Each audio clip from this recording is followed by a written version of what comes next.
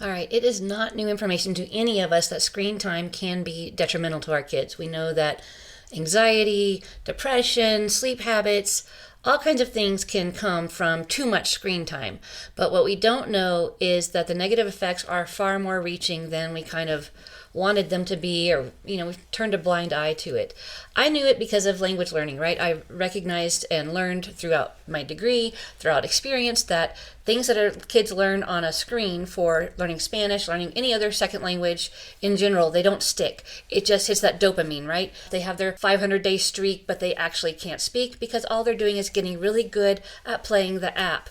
So I've always told people, try to shy away from screen time, especially for learning a language. But turns out they really shouldn't be learning from screens at all before puberty. After puberty, the language development has slowed down a lot, like that absorption rate has kind of hardened a little bit, which is a detriment, right? Because now the kids are in high school, they're trying to learn Spanish for the first time, and that's a bummer. But at least they can learn on a screen without causing brain damage. So if you look at learning from tech ed, putting technology in schools, there's all kinds of studies. I've linked some in my blog. You can go and check it out. See for yourself what the neuroscientists are saying about screen time in general while learning. It decreases your attention span. It increases rapid jumping. So that's one of the reasons Spanish Geniuses is on its own channel. There's nothing scrolling on the side that you can click to. There's nothing that's going to pop up. There's nothing saying, hey, look over here. I don't even have pictures in pictures because I want them to get used to having that extreme expanded attention span where I'm not causing more shortening. Same reason I have active learning. It's not passive. You're not sitting back and just listening and absorbing. You're taking notes. You're responding. You're listening and repeating. And so I try to make it active listening. But again, Spanish Geniuses are for older students. We're not talking about younger than 8 for sure. And younger than 12 is even a little bit iffy. It also increases anxiety being on screens, your inability to use logic. It literally decreases their IQ. So if you have a lot of screen learning in your house right now for homeschoolers, it's really sad. I'm really sorry to say this because I know there's so much online that's good, but the length of time is 30 minutes or less. Don't take my word for it. Go over to the blog, see the list. I'll list a few more. Decrease in cognition damages executive functioning. So if you have somebody with Asperger's, autism, ADD of any sort, any kind of thing that they're struggling from, and you're working on executive function, putting them on screens, I know it's so easy, right? Oh, they're entertained and it's educational. It's causing brain damage.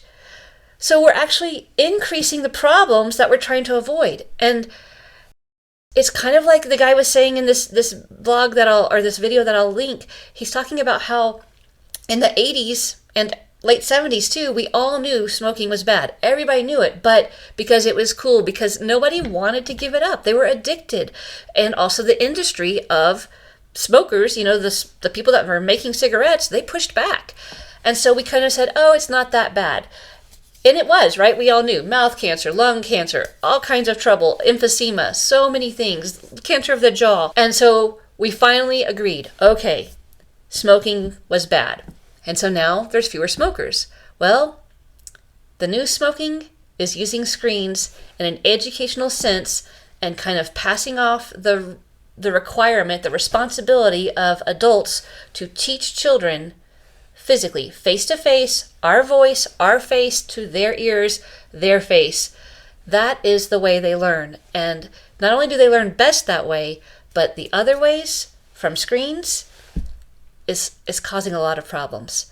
So not only as language learners, language teachers, we have the responsibility as parents, as adults, as educators in general, to reduce as much as possible. I'm saying very, very, very few hours, minutes of screen time. Zero from ages 0 to 8 years old. And then from ages 8 to 12, just 30 minutes a day or so. And if you do need more, make sure there's a human on the other side of that screen. It's not something they're scrolling. It's not something they're tapping. It's not something that's jumping up and giving them entertainment with jingles and things like that.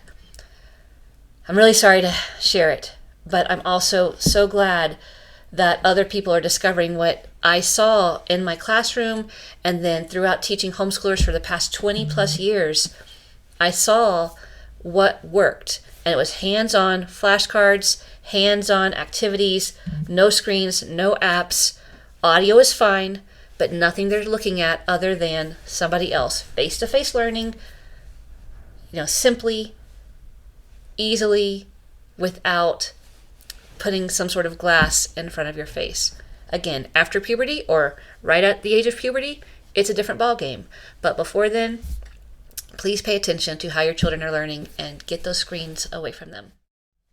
I didn't mean to do that. I do not like to leave things negative. I am a super positive person, and I just realized I didn't give you the good news.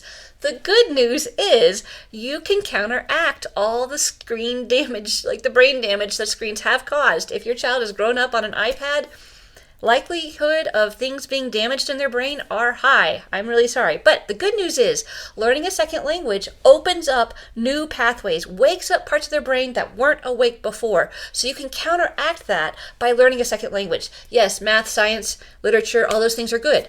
But communicating in a new language not only is good for them, but it's good for you. So if you know that you're addicted to a screen, get those flashcards, just looking at them, speaking, communicating, even manners. There's so many ways. We have bingo games. There's bilingual readers. There's a million different ways to play games, right? They're very entertaining. It's fun. We're acting things out. We're doing Pictionary. There's so many ways to be an entertaining, fun educator of a second language, and then you learn with them, and that also improves your brain. So if you are addicted to screens, we can undo this by opening up new dopamine levels that are not tethered to some sort of blink or some sort of icon on the screen. It's tethered to a light bulb going off, your child's face lighting up, a smile, a laugh. That hits the dopamine receptors too. So let's replace those dopamine receptors from screens with the excitement of learning and communicating in a new language. You can do it. Your child can do it, and they will do it more often, and they will want to do it more if they see you doing it, right? So you model that, hey, learning a second language is important, it's fun, it's not difficult, and it's really good for our overall health.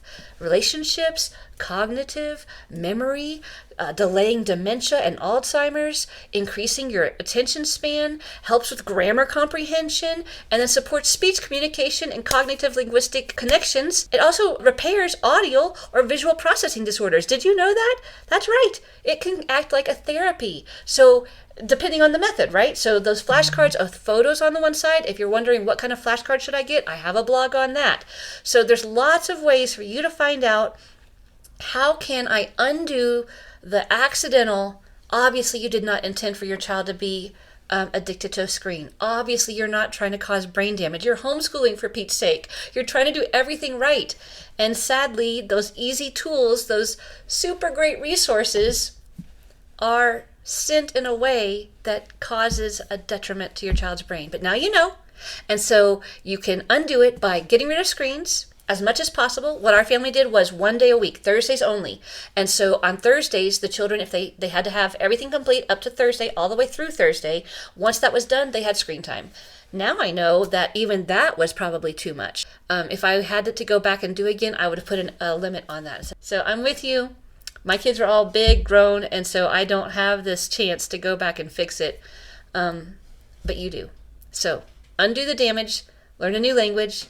If See It and Say It works for you, great. If not, any new language that does not happen on an app of any sort. Audio only. No looking and tapping. All right. There's the good news.